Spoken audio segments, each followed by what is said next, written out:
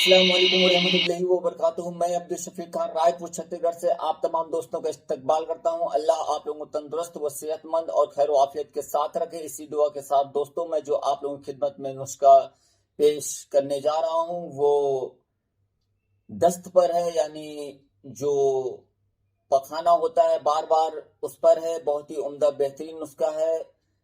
इंशाल्लाह इस नुस्खे से आप मायूस नहीं होंगे। आपने अगर तरह तरह की दवाएं भी खाएं लेकिन आपका मसला हल नहीं हो रहा, मेरे अल्लाह ने चाहा तो इससे आपका मसला सिर्फ 2 खुराक में जो आपका दस्त का मसला है, यानी बार बार लेटरिंग हो रही है, तो हल हो जाएगा।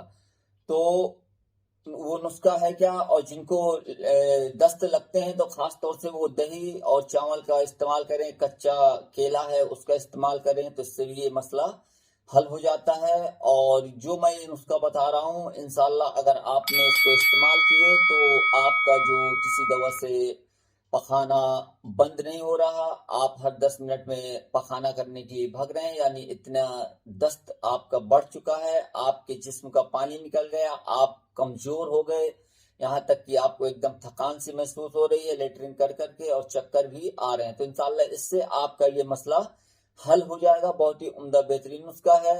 वो है क्या चीज, बासानी आपको पंसार दुकान में मिल जाएगा। नहीं है तो आप घर में उस चीज को ला के सुखा लीजिए।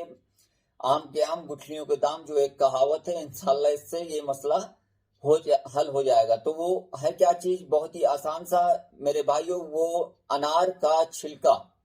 आप अनार घर में लाइए, अनार खा लीजिए, छिलके को उसको धूप में सुखा लीजिए। अगर आपके पास वक्त नहीं है, वैसे तो छिलके को फेंक देते हैं लोग, मत फेंकिए। छिलका बहुत सी दवाओं में काम में आता है। मेरे अनार के छिलके पर कई वीडियो पड़े हुए हैं। तो आपने करना यूं है कि अनार का छिलका अगर आपके घर में नहीं मौजूद और किसी को भी आपके घर में दस्त चालू हो गए, लेटरिन बार बार हो रही है, तो आप पंसार दुकान जाइए, वहां अनार का खुश्क छिलका ले लीजिए।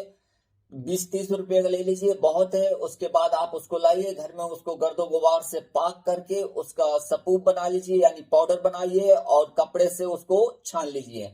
अब छानने के बाद आपने करना यूं है कि अगर बड़े को दस्त बार बार आ रहे हैं तो 1 चम्मच सुबह खिला दीजिए उसको, खाली पेट खाए या खाना खाने के बाद खाए, कोई मुश्किल नहीं। उसके बाद अगर कंट्रोल होती है तो कोई मुश्किल नहीं, दोबारा देने की जरूरत नहीं है। अगर कम हुई है तो एक बार आप दोपहर में उसको खिला दीजिए, और इसी तरीके से शाम में। तो इंशाल्लाह एक ही दिन में जो किसी दवा से उसका पखाना बंद नहीं हो रहा, बार बार लेटरिन के लिए भग रहा है, तो उसका जो लेटरिन करने का मसला है, दस्त जो लगे हुए हैं, वो इंशाल्लाह मेरे अल्लाह ने चाहा तो खत्म हो जाएगा और बंद हो जाएगा। और अगर बच्चा है, शीर ख्वार बच्चा है, यानी दूध पीता हुआ बच्चा है, और या 4 साल 5 साल 6 माह 8 साल XYZ कितनी भी उम्र है उसकी, अगर दूध पीता बच्चा है तो उसको, यानी 6 माह 7 माह तक बच्चा है, तो आप उसको इस तरीके से जबान में माँ उंगली लगाए अपने, और उस सपूप को उसमें जिसमें रखा है उसको लगाए, जितना चिपक के आता है उस बच्चे को चटा दीजिए।